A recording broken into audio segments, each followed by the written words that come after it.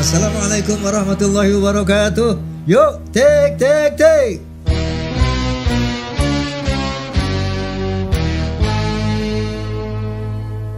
Assalamualaikum warahmatullahi wabarakatuh. Waalaikumsalam warahmatullahi wabarakatuh. Innal hamdalillah nahmaduhu wa nasta'inuhu wa nastaghfiruh wa na'udzu billahi min syururi anfusina wa min sayyiati a'malina. Man yahdihillahu fala mudilla lahu wa man yudlil fala hadiya lahu. Asyhadu an la ilaha illallah wahdahu la syarika lah wa asyhadu anna sayyidana wa nabiyyana Muhammadan abduhu wa rasuluh la nabiyya ba'dah. Allahumma fassalli wa sallim wa barik ala sayyidina Muhammad wa ala alihi wa sahbihi mawalah. La hawla wa la quwwata illa billah, amma ba'd. Sebagaimana biasa saya ingin menyapa fans of Roma and Soneta Forza, kemudian PAMDI, Persatuan Artis Musik Dangdut Indonesia, Fahmi Tamami, Forum Silaturahmi Takmir Masjid dan Mushola Indonesia, kemudian juga PWILS, Perjuangan Wali Songo Indonesia, Laskar Sabilillah, pejabat Persatuan Pengacara dan Jawara Bela Umat, PIN, Perisai Idaman Nasional, dan juga Klaners dimanapun Anda berada, dan yang lainnya saja, rahimakumullah. Hari ini agenda Bisikan Roma adalah mudah-mudahan membuat solusi daripada polemik yang selama ini terjadi. Bukan polemik nasab, tapi polemik nasib. Polemik nasib antara pencipta dan penyanyi. Ya. Nah, saya sudah menghadirkan di sini dari Ketua LMKN, Bapak Dharma Orat Mangun, sudah menghadirkan dari visi ya, yaitu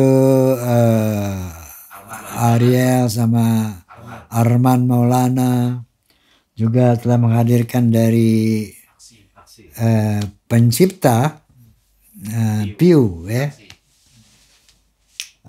Tentunya yang sebagai mudah-mudahan closing daripada yang terkait ini adalah IO, penyelenggara daripada pertunjukan musik, event organizer.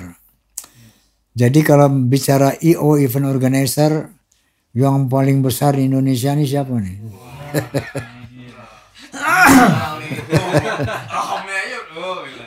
Tepuk tangan buat Kopral Ucup.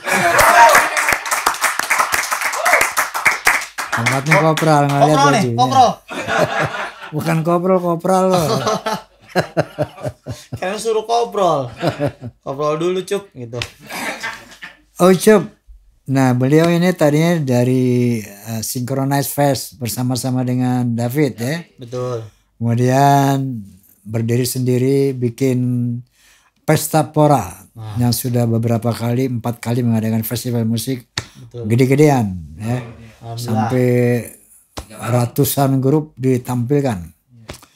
Nah, tentunya beliau sangat kompeten untuk menjelaskan bagaimana nih polemik nasib ini terjadi ya. Nah, karena ada undang-undang yang berbunyi bahwa event organizer harus membayar ke LMKN atas nama para pencipta kayak gitu. Ya. Oke, Cup. Ya. Apa kabar, Cup? Alhamdulillah baik, sehat, Saya segar. dari KL katanya kemarin. Iya, Pak Ji, sempat ke KL sebentar karena mau bikin pre-eventnya Pesta Pora di sana. Oke. Di KL tanggal 26 Juli. Berapa bulan di KL? Hah? Semalam aja. Oh, semalam dong. Semalam aja, berbulan-bulan. Oke, insya Allah kan kita akan menyelenggarakan, bukan kita ya, ente Ya saya Pak Haji, tapi saya melibatkan Pak Haji. akan menyelenggarakan pesta pora yang keberapa itu? Ini tahun 2025 tuh penyelenggaraan keempat. Keempat. Iya, Dilaksanakan di mana? di Kemayoran, G Expo Kemayoran dan Gambir Expo juga. Oke. Nah kebetulan saya diundang sama dia nih. Alhamdulillah, sejak tahun keempat nih baru diundang. Kemana aja loh. Wah itu dia, macet ke Depok ini. Iya. Jadi insya Allah nanti Soneta diundang sama dia. Amin. Collab sama siapa Sup? Ya nanti ada satu treatment khusus lah Pesta Pora tuh hari pertamanya semuanya ada yang berkolaborasi, ada yang bertukar lagu gitu. Ya ini salah satu spillnya ya, berkolaborasi dengan Malik The Essential. Jadi kita Soneta mau ditampilkan sama dia ini sama Malik The Essential ya. Betul. Nah, insya Allah pada tanggal 5 Sup ya. Tanggal 5 September. Jamnya nanti aja dijelasin ya Pak Haji ya, karena belum ditentuin. Yang jelas malam. Jangan habis subuh Sup. Jangan. Itu check sound namanya Pak Haji. Oke Sup, kita serius dikit ngomong nih. Boleh Pak Haji. Ini Saya masalah ikutin terus nih alurnya kemana. masalah nasib nih para seniman nih. Nah, Ini kan lagi rame nih betul. antara pencipta dan penyanyi. Ya, Sampai ke pengadilan segala kan. betul. Terjadilah denda sampai 1 M lebih gitu kan. Betul. Ini tentunya terjadi keresahan lah di kalangan penyanyi khususnya dan pencipta sekaligus. Ya. Bahwa kemarin saya undang Dharma Oratmangun sebagai ketua LMKN periode ini. Nah, dia banyak menjelaskan lah bagaimana undang-undang itu. Artinya semua pihak harus mengacu kepada undang-undang. Betul. Yang seharusnya begitu. Nah sekarang dari pihak event organizer, Ya, promotor. itu sejauh mana Anda telah terlibat di dalam polemik ini?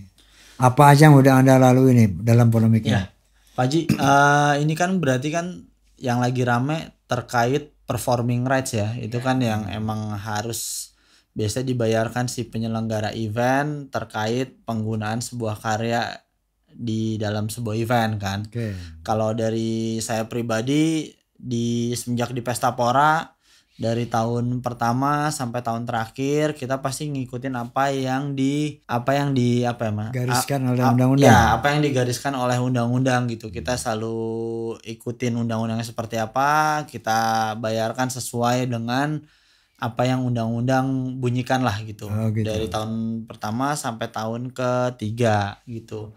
Kita selalu melakukan itu gitu. Jadi Anda bayar langsung ke LMKN? Iya, kalau secara strukturalnya kan emang kita ditagih oleh WAMI LMK berarti kan? Oh, ya. Ya, ditagih oleh WAMI sebagai lembaga collecting untuk si performing rights. Ya, nanti mereka akan memberikan form, terus kita akan store songlist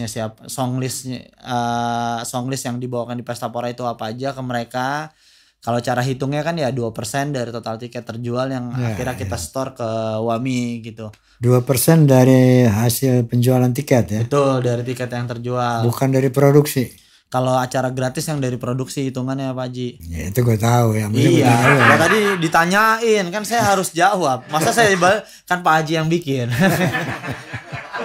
Iya, gimana kalau diubah aja saya yang penanya nih Pak Haji. Boleh. Ya selamat datang di Bisikan Ucup ya. Oke Sup.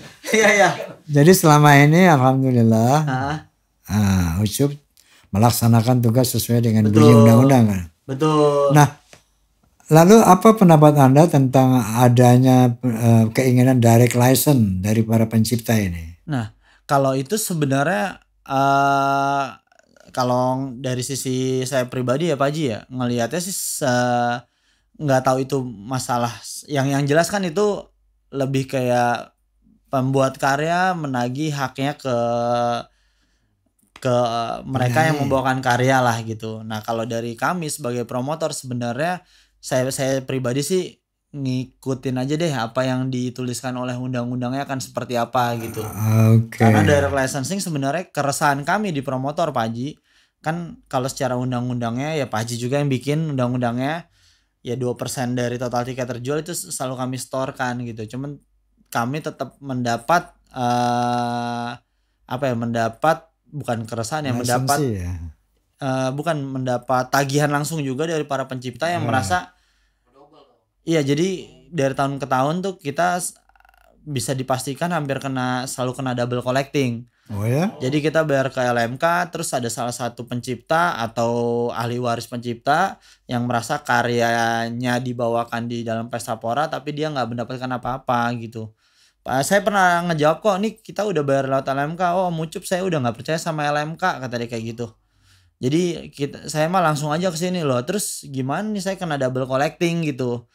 Ya akhirnya ya udah kita sebagai apresiasi akhirnya bernegosiasi, tapi kan dari tahun ke tahun kalau kena double collecting kayak gini kita nggak punya pegangan pasti kan, nggak ada kepastian ya, nggak ada kepastian, kita bayar ngikutin undang-undang tapi kita kena tagih juga langsung gitu. Sedangkan saat kita kena tagih langsung ya berarti itu urusan si pencipta dengan si penampil kan, karena kita udah melaksanakan ke promotor, udah melaksanakan kebijakannya membayar ke LMK gitu. Penampil akhirnya melempar itu menjadi masalahnya promotor juga gitu lah. Terus saya mau berlindung gimana nih, udah bayar undang-undang, dia menjawabnya seperti itu. Terus jadi Anda double collecting selama ini? Betul, itu yang akhirnya menjadi keresahan yang saya sempat sampaikan ke teman-teman di aksi dan visi gitu. Itu kenapa sempat ada obrolan, saya mensuggest kenapa nggak diubah aja sih penggunanya dari penyelenggara ke penampil, karena kan emang penampil yang paling membutuhkan sebuah lagu dikomersilkan di atas panggung kan gitu. Dia yang butuh sebuah lagu untuk melaksanakan pekerjaannya gitu. Ya kalau kita ngomong sebagai promotor atau pihak penyelenggara kan lebih kayak retail ya sebenarnya Pak Haji. Ya kita bersedia untuk bayar itu, tapi kalau dari tahun ke tahun kayak saya kena double collecting berarti harus gimana nih gitu kan, berarti selain undang-undang kita harus berlindung sama siapa gitu. Berlindung sama Tuhan. Sama itu Allah, dia makanya itu udah saya lakukan alhamdulillah. Ya, cuman ya ditagih juga aja gitu. Iya. Berlindung sama Allah. Iya betul. Oke. Jadi ya ini ya pemirsa, direct license itu adalah tagihan langsung ya. Direct langsung, tagihan langsung dari pencipta kepada penyanyi. Nah ini sebetulnya undang-undang berbunyi ketika penyanyi membawakan sebuah karya cipta itu penyanyi harus bayar ke LMK, lembaga collecting ya. Nah ini memang bunyinya kayak begitu. Ya. Harus seperti itu. Nah cuman masalahnya sekarang ini memang ini masalah undang-undang hak cipta itu, tentang hak cipta ini memang belum tersosialisasi dengan baik ya. Betul. Nah, sehingga terjadilah hal-hal seperti ini gitu kan. Nah sementara memang di sana ada kayak gini deh, penyanyi, dia mau menyanyikan lagu itu, umumnya sekarang ini dia belum paham ada satu undang-undang dan yang punya sanksi gitu ya, sanksi perdata bahkan pidana ya, ada denda sampai 1 miliar, pidana sampai 4 tahun kayak gitu. Betul. Kan. Umumnya kan mereka nggak tahu nih penyanyi ini, ya kan, nyanyi aja deh gitu kan. Nah begitu juga katakanlah penyelenggara, event organizer, promotor, ya mungkin kalau yang besar-besar sih paham lah, kayak ente kan alhamdulillah promotor gede nih, paham ya kan. Nah tapi kan penyelenggara yang kecil-kecil kan nggak paham nih. Ya. Artinya kalau menurut saya sih ini belum tersosialisasi dengan baik mengenai undang-undang hak cipta ini. Betul. Nah ketika Anda nih katakanlah pernah disomasi nggak? Kalau somasi pernah sampai ada ancaman itu tapi belum sampai somasinya. Oh gitu ya. Ya tapi akhirnya ancamannya gimana? Ya maksudnya kayak dia udah siap mensomasi nih kalau kita tidak melaksanakan kewajibannya, cuman kayak ya seperti ya akhirnya kita selesai secara musyawarah lah. Bayar juga. Iya, tapi harusnya kan itu balik lagi mungkin gini ya Pak Haji ya. Kalau dari apa yang terjadi sekarang, nggak apa-apa ya saya potong, saya obrolan. Kalau dari yang saya lihat mungkin kalau kita ngomongin direct licensing kan itu berarti yang saya tangkap dari tim aksi dari aksi mungkin ya yang dimaksud dengan direct licensing itu etikanya.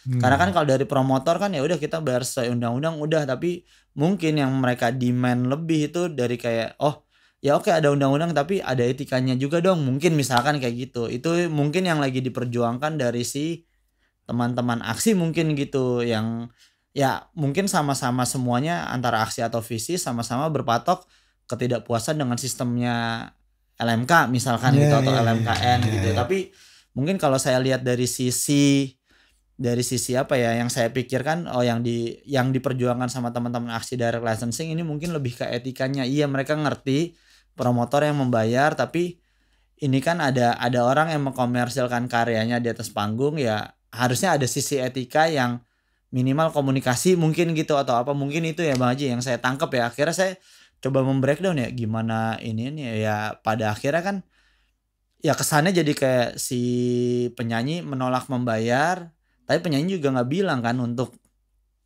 ya maksudnya mungkin ada hal itu juga yang lagu lu masih gue bawain ya mungkin gitu, nanti akan ada apa gitu ya. Kalau promotor ya udah kita menyelesaikan tugas kita sampai ngebayar, tapi kalau ada double collecting kayak gitu, penyanyi ngelemparnya ke promotor, ya kita kan udah bayar, kita menolak bayar, si penciptanya mengancam somasi gitu. Lah ini kan harusnya tanggungannya, cuman kalau daripada jadi drama kayak ya udahlah selesain aja gitu. Oke. Ini pemirsa, ini suatu hal baru ya terjadi di Indonesia. Kalau di luar negeri kan udah clear semuanya kan, udah. Betul. Artinya undang-undang itu berjalan. Ya otomatis kan. Nah, berlaku lah sebagaimana mestinya. Nah Indonesia ini baru tahun 2014 ya kita bikin undang-undang itu. Masih muda banget usianya. Betul. Nah pastinya kan dengan peristiwa-peristiwa polemik antara penyanyi ini kan akan banyak terjadi perubahan-perubahan undang-undang ke depan kan. Nah itu tadi bahwa yang gue bilang tadi bahwa penyanyi ini nggak kepikiran kali ya mau nyanyi lagu boro-boro minta izin apalagi bayar gitu. Mungkin ya karena mungkin mereka nggak kepikiran, mereka artinya belum berjalan di atas undang-undang gitu, undang-undang hak cipta gitu loh. Atau merekanya masalahnya sebenarnya begitu Sob. Iya ya, merekanya pun mungkin ngerasa autopilot juga Panji, karena ngerasa punya peran untuk membesarkan sebuah karya itu juga kan, yang mereka ngerasa oh ya ini lagunya si penyanyi itu kan gitu. Dan ternyata ada momen mungkin sebenarnya ini kayak ayam dan telur Panji. Pencipta nggak puas dengan apa yang didapatkan dari hasil collecting dari performing rights. Akhirnya pencipta mencari sumber baru kan. Nah, penyanyi aja langsung gue inin karena lembaga kolektifnya store-nya hanya segini, tapi lembaga kolektif juga bilang ya storean gue segini karena penyelenggara banyak yang nggak bayar. Ya jadi kan ya akhirnya kalau saya sebagai penyelenggara akhirnya ya coba mutus rantai itu dengan udah gue bayar aja, masalah distribusi gimana gue tutup mata, yang penting saya udah menyelenggarakan kewajibannya kan gitu. Cuman ya keresahannya karena kena double collecting lah. Ini jadi berlindung sama siapa nih gitu. Ya sebenarnya kayak ini ayam dan telur kan, mana lebih dulu. Ini semuanya saling kesinambungan ya. Menurut lo duluan mana ayam atau telur? Telur kayaknya Bang Haji ya? Telur dulu. Telur pecah jadi ayam, akhirnya memulai itu mata rantainya tuh. Jadi Allah menciptakan telur bukan menciptakan ayam. Kalau ditanya ayam sama telur duluan ya saya biar ada jawabannya aja. Karena kalau nggak ada jawabannya nggak selesai pertanyaan itu. Benar. Oke, ya Masya Allah, astagfirullahaladzim. Sering saya bilang bahwa ini katakanlah polemik ini memang membawa hikmah sih. Betul. Hikmah dari perbaikan sistem dan iklim ya permusikan di Indonesia. Dan saya ada satu saran bahwa coba stakeholder ini mengadakan simposium antara penyanyi, pencipta, LMK, event organizer, bikin simposium. Nah sejauh ini apa yang sudah dilaksanakan sama ente nih? Kalau kita sih sempat ada forumnya gitu Pak Haji untuk ngebahas terkait performing rights gitu. Nah kalau di ranah promotor ya balik lagi, kalau saya bercerita tentang diri saya sendiri ya akhirnya ya udah ngikutin aja undang-undang yang berjalan seperti apa gitu. Oke, itu prinsip Anda kan, dan Ya, Anda sudah benar artinya. Yang dilakukan ya mengedukasi sekarang kan gitu. Iya. Mengedukasi, bahkan yang saya tahu sekarang LMK lumayan agresif tuh, dalam artian hampir semua event udah di collect sama mereka. Jenis event apapun berarti kan udah mulai berjalan nih collectingnya. Tinggal bagaimana LMK mentransfer ke pencipta gitu kan? Ya sebelum LMK mentransfer ke pencipta, bagaimana penyelenggara yang ditagih mau membayar ke LMK sampai akhirnya LMK bisa mentransfer ke pencipta. Nah biar nggak ada suzon ya akhirnya yang mungkin ya yang saya coba saja adalah LMK bikin sistem terbuka gitu ya, reporting terbuka entah website atau apa yang emang ketahuan nih siapa yang collect, proses paymentnya seperti apa gitu. Jadi kan ya semuanya saat semuanya terbuka kan akhirnya nggak ada kecurigaan kan gitu. Open management ya. Betul, open management, open dashboard. Maksudnya dalam artian setiap pencipta bisa punya dashboardnya sendiri, atau LMK juga bisa dilihat di websitenya dia misalkan kayak siapa aja royalty performing rights yang belum terkolek gitu, dan siapa aja penyelenggara yang belum membayar gitu kan.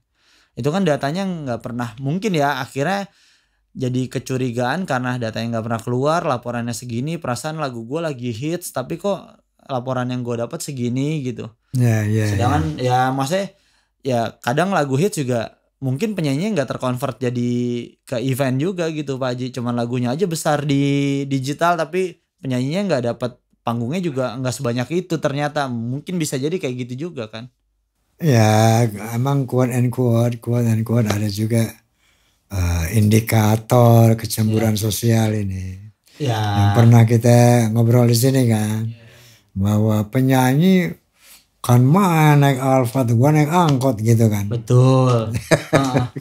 Kayak begitu. Jadi nah ini bahwa disinilah bahwa memang penyanyi ini memiliki beberapa katakanlah kelebihan dari sang pencipta itu sendiri sebetulnya ya. Betul. Di satu sisi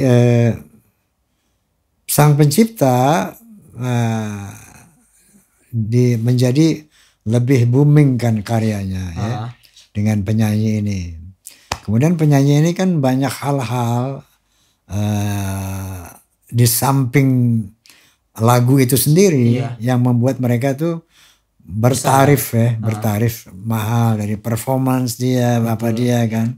Betul. Nah sehingga dia kan bermodal buat makeupnya, buat bajunya, buat latihannya, buat segala macam ya. Nah sehingga income dia kan otomatis katakanlah berlebih daripada pencipta. Ya masuk ke OPEX-nya dia lah gitu. Ya masuk ke modal dasarnya dia modal untuk menentukan dasar, tarif kan. Modal operasionalnya dia kan. Ya berkesinambungan sebenarnya semua kan Pak Haji ya. Sebuah karya akhirnya besar mungkin karena cocok dengan penyanyinya. Penyanyinya juga cocok dengan karyanya. Mungkin banyak missing pointnya di mana saat itu penyanyi diberikan karya oleh perusahaan rekaman, yang perusahaan rekaman juga order karya dari pencipta yang tidak ada pertemuan langsung nih antara pencipta dengan si penyanyinya. Akhirnya penyanyi cuma tahu nih gue bawain lagu ini, singlenya berhasil, udah jalan membawakan lagu itu gitu kan. Nah obrolan antara perusahaan rekaman dengan pencipta seperti apa gitu, begitupun edukasi dari perusahaan rekaman ke penyanyi seperti apa, itu kan ya kita nggak pernah tahu dibaliknya seperti apa kan Pak Haji. Mungkin jadi kayak wah panjang banget nih kalau dirunut sebenarnya gitu ya. Emang nggak ada edukasi selama ini, nggak ada edukasi, bahkan nggak ada komunikasi ya antara pencipta dan penyanyi, antara ya katakanlah stakeholder ini. Semua sampai saat ini kan belum ada komunikasi yang saya bilang itu tadi. Kita harus membuat suatu simposium sehingga bisa menentukan satu model gitu ya. Betul. Satu platform yang bisa kita laksanakan secara berkeadilan lah, seperti itu. Nah maksud Anda ada nggak selama ini dialog-dialog Anda dengan teman-teman promotor gitu tentang sejauh mana tuh Anda pernah diskusi dengan teman-teman promotor misalnya? Kalau teman-teman promotor sih kita sampai sekarang kita wait and see sih Pak Haji ya, dengan polemik yang ada ya. Kita Ada organisasi nggak sih promotor? ada Asosiasi Promotor Musik Indonesia. Namanya APMI, apa? APMI. APMI. Iya, Asosiasi Promotor Musik Indonesia. Asosiasi promotor. Itu Ada semua perusahaan, semua festival-festival yang terbilang besar ada di situ juga. Java Jazz, We The Fest, Synchronize Festival gitu, The Sounds Project. Bahkan sampai yang di luar Jakarta pun banyak juga yang tergabung di situ gitu. Oke. Nah, selama ini sudah ada pertemuan dengan organisasi ini? Kalau di APMI ya kita sempat membahas ini juga gitu. Ya kita bahkan kita pun diajak meeting oleh aksi juga, diajak meeting oleh visi juga. Ya kita menceritakan aja yang terjadi seperti apa gitu. Udah terjadi itu? Ya udah terjadi. Pertemuan itu? Iya udah. Sama aksi dan visi? Sudah terjadi. APMI dengan aksi, APMI dengan visi. Kesimpulannya dari pertemuan itu? Kalau kesimpulannya di kami di Asosiasi Promotor ya kita ngikutin undang-undang yang berlaku aja gitu kan. Ya balik lagi makanya yang tadi saya bilang kalau di garis bawahinya tentang direct licensing mungkin itu perkara etika kali Pak Haji gitu. Bukan masalah peraturan, etika ya. Ya kalau peraturannya kami tidak ada masalah Asosiasi Promotor ada dengan peraturan sekarang. Misalnya Anda kan bersikap seperti itu sesuai undang-undang. Nah, apa reaksi dari aksi atau visi? Sebenarnya mereka ke kami kan sebagai untuk bentuk riset kan. Nih sudah bayarkah kita, gimana proses collectingnya si LMK ke kami gitu. Mungkin mereka lebih ngobrol terkait itu. Mungkin tidak melibatkan kita untuk ya mereka lebih kayak ngajak ngobrol untuk ngelihat prosesnya seperti apa sih gitu. Bahkan ya saya ngobrol sama Ariel juga, ngobrol sama Kang Arman, ngobrol sama Mas Dani, ngobrol sama ya tim aksi juga gitu, Mas Pio pun gitu. Mungkin kemarin di sini juga Mas Pio menyebutkan kan nama saya juga. Ya, panas gitu. Ya. Itu ada nggak usulan dari aksi nih pencipta? Dari promotor next bayar ke gue gitu atau? Ya, aksi menawarkan itu. Dia mempunyai satu aplikasi itu. Si digital direct licensing itu yang akhirnya ini bisa jadi opsi ke promotor kan. Aplikasi. Iya si websitenya dia yang digital direct licensing ya. Akhirnya yang kami tangkap kan ya oke berarti aksi bergerak sebagai LMK juga kan jadinya. Ya akhirnya ya tinggal promotor akhirnya memilih kan mau bayar lewat LMK mana. Kalau sekarang yang sesuai undang-undang kan yang LMK yang collecting performing rights ada di WAMI kan gitu. Nah makanya untuk bayar direct licensing ke si aksi mungkin ya pencipta-pencipta yang ada di aksi aja gitu. Tapi kan itu jadi repot banget di promotor ya Pak. Bukannya ngeluh terkait hal itu ya, tapi kenapa nggak jadi satu ngebenahin yang satu ini gitu. Berarti belum ada titik temu ya? Kayaknya kalau dilihat sekarang belum ada dia ya. Dia mau aplikasi, kamu mau undang-undang gitu intinya. Enggak, kami pun kalaupun lewat aplikasi ya sangat tidak pokoknya ngikutin aja undang-undang mana gitu. Akhirnya kan kami memilih misalkan LMK nagih lewat WAMI 2% dari total tiket, si digital direct licensingnya si aksi minta 9-10% kan. Ya kita minta yang 2% aja kalau misalnya kayak gitu kan. Iya. Promotor mau yang 2%. Apa? Beda persentase. Iya. Aksi maunya 10. Ya setahu tapi ini udah pernah mereka sampaikan, kayak pernah mereka sampaikan ya. Ya mereka ngeliat kayak gitu ya. Kita kan akhirnya. Terus Anda bayar nggak ke aksi? Ke ya karena mereka belum berjalan kan. Oh. Tapi saya pernah kena direct licensing dari salah satu pencipta ya anggota aksi juga gitu. Bahkan saya obrol di forum kok, cuman mereka dia menolak untuk disebutkan angkanya. Bahkan saya sampaikan kok ke aksi nih ada dari yang terkait Pesta Pora terakhir 2024 nih ada salah satu pencipta yang nagih karena karya orang tuanya dibawakan. Terus dia minta sejumlah nominal saya sebutkan saat itu nih disebutnya 5 juta sampai 7.500.000 per lagu. Terus kayak ya saat itu langsung dibantah sama Mas Dani, enggak bener itu. Lah iya sama Mas Dani kan kayak ya nggak tahu bener apa enggaknya, yang jelas kita akhirnya mesti berlindung lewat mana nih promotor gitu. Karena udah bayar ini tapi direct license tetap kena gitu. Di situ benang kusutnya. Padahal secara undang-undang kita juga bisa menolak untuk ditagih direct licensing kan, karena kita udah bayar kan gitu. Tapi kan akhirnya misalkan jadi rame di sosial media, mereka kan nggak ngelihat kan ini seperti apa gitu. Dari tahun pertama sampai tahun terakhir selalu ada Pak Haji gitu. Selalu ya. Selalu ada. Jadi tuntutan 10% tuh udah lama ya. Nggak, kalau 10% itu kadang berbeda-beda angkanya. Saya nggak pernah dapat yang 10% dari ini deh, itu nggak pernah, cuman kayak biasa nyebutin angka gitu. Oh. Iya. Apa istilahnya, angkanya yang bukan persentis ya. Betul, karena kalau saya kan pernah sebagai ini apa, director buat penampilan salah satu penampil di Sondrenalin waktu itu, si The Prediksi gitu. Dia tampil di Sondrenalin 2022 membawakan beberapa karya orang lain gitu.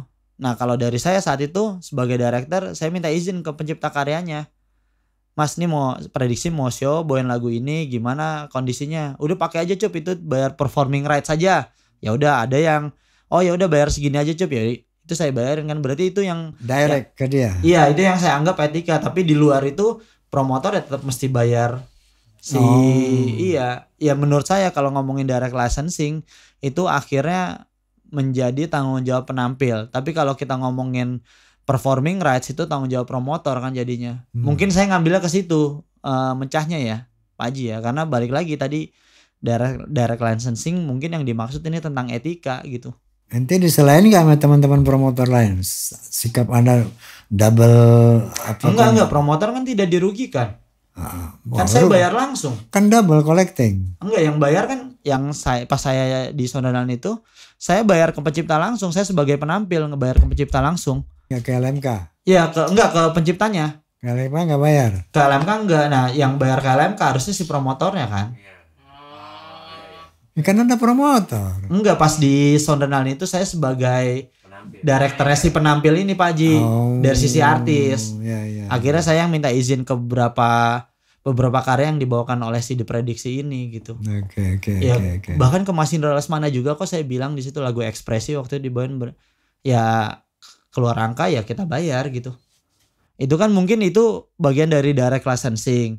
Nanti kan ada hak si penyelenggara membayar untuk performing rights kan, itu ada lagi kan. Nah saya bayar direct licensing tidak memberatkan penyelenggara, mungkin itu kali yang dimaksud ya gitu.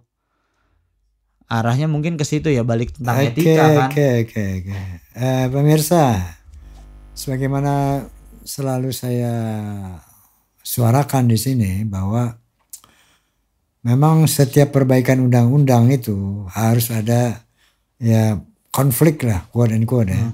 Konflik, terjadi perbaikan, Yeah.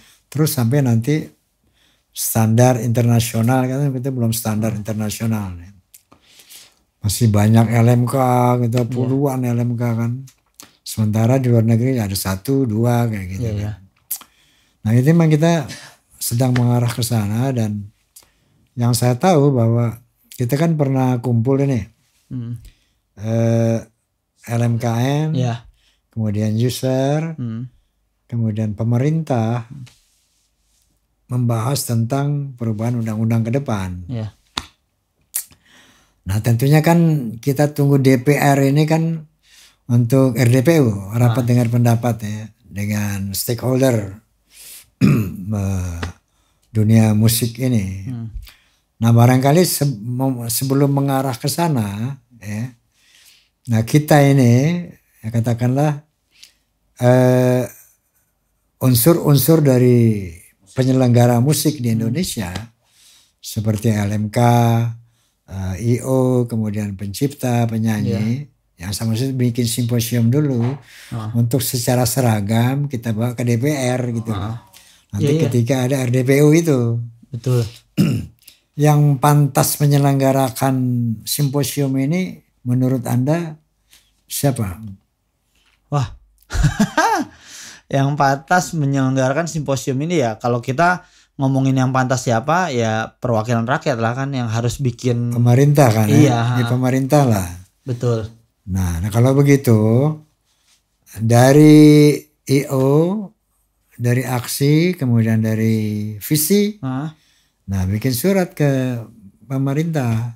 Ya sepertinya sedang melakukan itu kok. Udah sepertinya ya sekarang yang mereka sedang berarti lakukan kita menunggu gitu. Sekarang kan. Betul. Ya tinggal promotor kan tinggal dijadiin saksi aja kan. sebagai pemberi masukan, pemberi pendapat. Terdakwaannya Kan? siapa? Ah itu dia. Apa ya? Oke. Baik pemirsa, bahwa ya apapun ya hikmah, ada hikmah ya. Menyadarkan para pelaku seni musik di Indonesia bisa menjadi lebih baik lah dalam konteks sistemnya akan lebih baik, insya Allah begitu. Oke Job, sekarang Ya. kita bicara khusus mengenai Pesta Pora. Siap. Pertama, Pak Haji. ini Anda bikin judul Pesta Pora gitu Ya, kan. betul. Kayaknya bombastis banget nih. Oh iya. Pesta abis gitu kan ini. Betul. Pesta Pora. Kenapa Anda ambil judul festival Pesta Pora itu? Biar masyarakatnya udah nggak mikir lagi nih mau bikin apa Pak Haji. Gitu. Ya Pesta Pora mau bikin apa Mas? Ya Pesta Pora. Jadi seenggaknya marketnya, masyarakatnya udah punya ekspektasi akan apa di sana gitu. Akan pesta dia. Iya, jadi itu kan sebuah nama yang menggambarkan suasana gitu. Nanti di situnya akan seperti apa gitu Pak Haji. Oke. Jadi pengen se-straight mungkin biar orang nggak berpikir nih tentang apa lagi gitu. Anda apa puasa dulu, tahajud dulu nyari judulnya? Nah itu tercipta di minggu kedua bulan puasa tahun 2022 Pak Haji. Bulan puasa. Demi Allah gitu.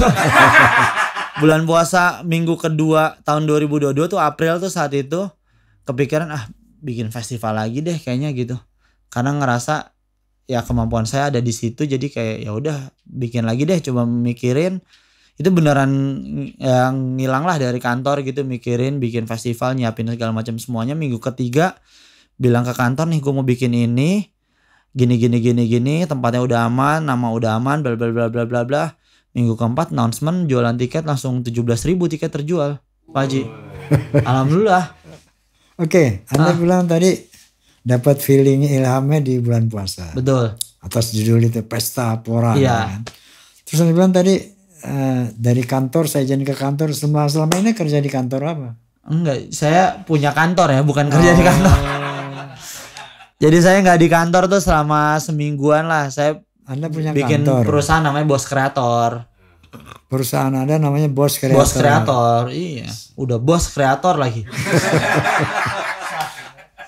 Oh, perusahaan Anda itu namanya Bos Kreator. Iya, Bos Kreator memiliki Pesta Pora.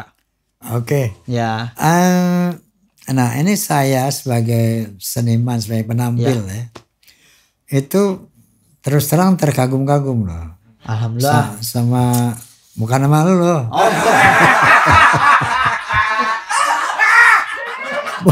Sama penyelenggara festival termasuk dia. Itu dong, mau muji aja masih muter dulu nih ke sini. Itu terkagungannya begini. Bisa mengorganize ratusan grup musik. Ya. Ratusan loh. Nah kadang-kadang orang mau menghubungi satu grup aja buat pesta kawinnya susah. Betul. Ini gak? Mau pesta kawin nih. Pengen manggil si misalnya kan. Mau setengah mati tuh ribet banget. Nah. Ini ratusan, kali ini berapa ratus? Tahun lalu tuh 287, tahun ini 220-an lebih lah. Masya Allah. 287 grup. Wah. Itu menghubunginya saja itu sudah gila itu. Iya. Satu yang mau pikirin. Baru menghubunginya doang. Betul. Belum berkelahi soal honor nih. Ya enggak? Iya.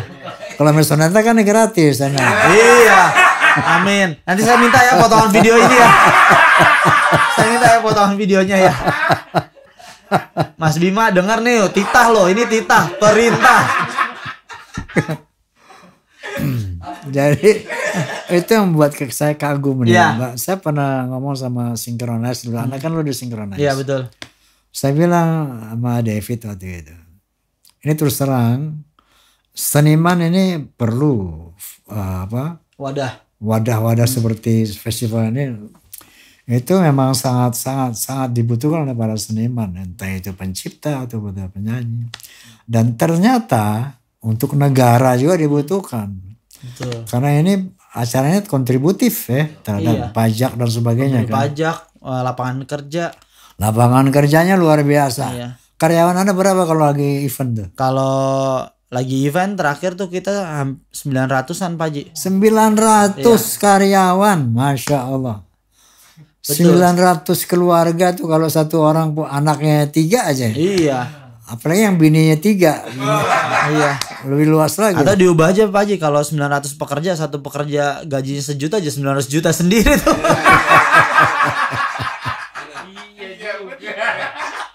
Masya Allah, Masya Allah luar biasa. Kerja besar ya. Iya. Menghadirkan ratusan band dari sisi teknis, komunikasinya udah susah, teknisnya susah. Kemudian ini penyelenggaraannya. Betul. Itu dari 200 sekian 87, band, 87 band itu. Anda ngaturnya bagaimana tuh? Di berapa pentas, berapa panggung? Kalau panggung total total panggung tuh ada 17 benar Pak Haji. Tapi banyak ada kurang lebih ada sekitar 9 sampai 10 panggung yang di ruangan-ruangan. Ya. Jadi bukan yang skala besar gitu. Nah, ya emang Pesta Pora kan saya buat untuk menjadi konsorsium Pak Haji, ruang bersama, ruang inklusif. Jadi emang lebih enaknya lagi dari 287 itu kan ada beberapa komunitas yang di ruangan-ruangan itu yang saya libatin Pak Haji. Ya mereka akhirnya ngundang, misalkan satu ruangan itu selama 3 hari menghadirkan 20 band. 20 itu kan udah lumayan memperingan kerjaan saya kan, meringankan kerjaan saya gitu.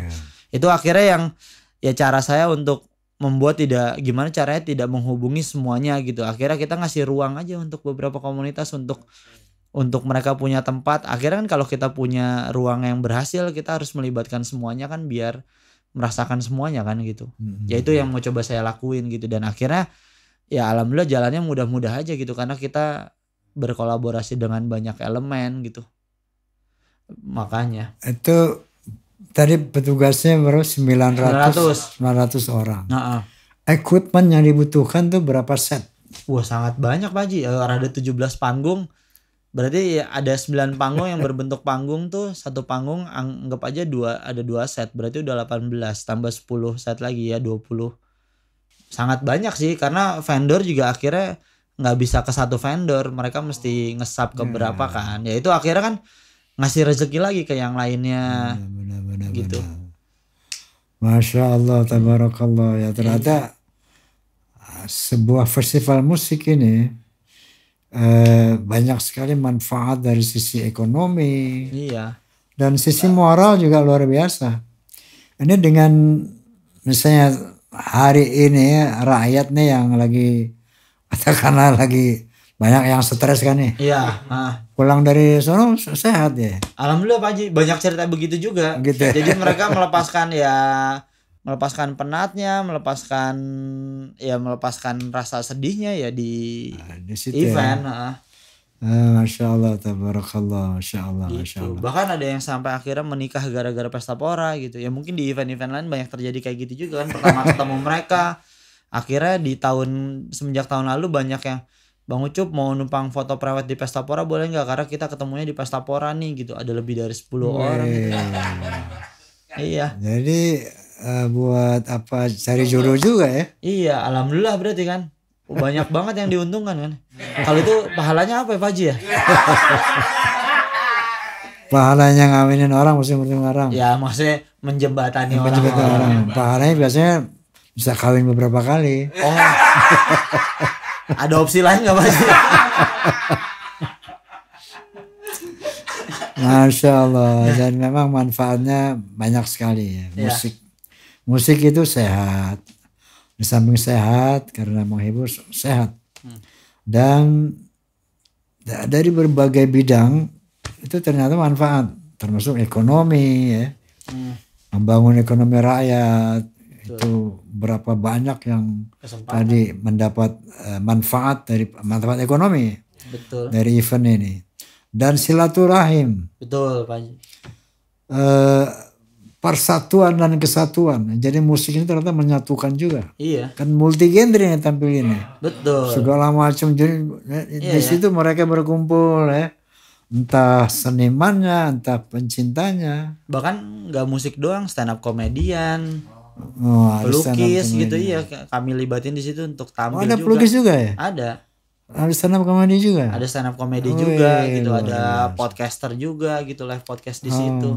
Kok Bisikan Roma nggak pernah di? Itu dia makanya. Emang sanggup 3 hari di situ nginterview orang terus? Itu aja dari 287 tahun lalu nggak ada Roma Irama tuh, berarti kan. Nah, Nazar kayak gitu tahun, kalau tahun ini berhasil, tahun depan undang Haji. Oke, ini kan yang namanya festival di dunia internasional itu luar biasa eksistensinya ya. Betul. Ada konteksnya atau terorganisasi nggak dengan ada link ke luar negeri nggak? Beberapa teman di asosiasi promotor ya ada, mereka yang link sama promotor luar negeri ada. Bahkan kami pun juga terhubung sama promotor luar negeri ya, termasuk kami membuat latihan pesta pora di Malaysia kan kita terhubung dengan promotor di sana gitu. Kita bersilaturahmi dengan mereka gitu. Jadi emang harus begitu sih Pak Haji, karena buat ngebangun link juga, bahkan bisa menguntungkan karena dalam artian oke, promotor Jepang ternyata ngundang satu artis internasional yang bisa diturin di Asia ya, kita bisa dapet gitu, bisa. Wih, luar biasa, luar biasa, kenapa luar biasa ya? Jadi saling terhubung kok. Ada setiap tahun tuh ada perkumpulan promotor Asia ya, kalau nggak salah selalu di Bali, ASEAN Festival itu. Jadi penyelenggara Fuji Rock Festival, Clock&Vibe gitu ketemu di sana semua kita. Gitu. Oke, sip, jadi aneh doain biar nanti panjang umur. Amin. Sehat. Amin. Biar pesta pora pesta terus. Amin. Barokah terus. Oke, tadi mengenai polemik. Performing rights. Ada nggak alas statement dari Anda nih tentang polemik ini, apa kira-kira? Ya. Suggestion dari Anda. Mungkin kalau suggestion dari saya sih ya selalu yang saya bilangin ke pihak yang lagi berpolemik juga, kayak emang mesti disolusikan bersama gitu, mesti dirunut lagi nih problemnya apa, yang diinginkan seperti apa, solusinya apa gitu. Kalau dari saya sih seperti yang tadi saya bilang Pak Haji, sebenarnya kan promotor nggak ada masalah dengan yang dilakukan, mungkin yang dimaksud dengan direct licensing lebih ke etika, mungkin itu yang lebih mungkin bisa dibuka dari teman-teman ya, dikomunikasikan antara teman-teman penampil dengan teman-teman pencipta gitu, biar bagaimanapun ya mereka berhak untuk dikomunikasikan. Masalah nanti gimana hasil komunikasinya ya itu kan tinggal, selama ada komunikasi pasti akan ada solusi gitu Pak Haji gitu. Iya. Gitu sih. Oke, untuk yang akan menghadiri pesta pora barangkali ada pesan khusus. Kalau yang akan menghadiri pesta pora gitu, kalau kalian pengen jadi saksi sejarah silakan datang ke pesta pora hari pertama, kedua, ketiga tahun ini. 5, 6, 7 September 2025. Oke, makasih Sep. Sama-sama Pak Haji, boleh minta doanya satu lagi nggak Pak Haji? Apa itu? Biar perjalanan dari sini ke Pondok Indah nggak macet, boleh?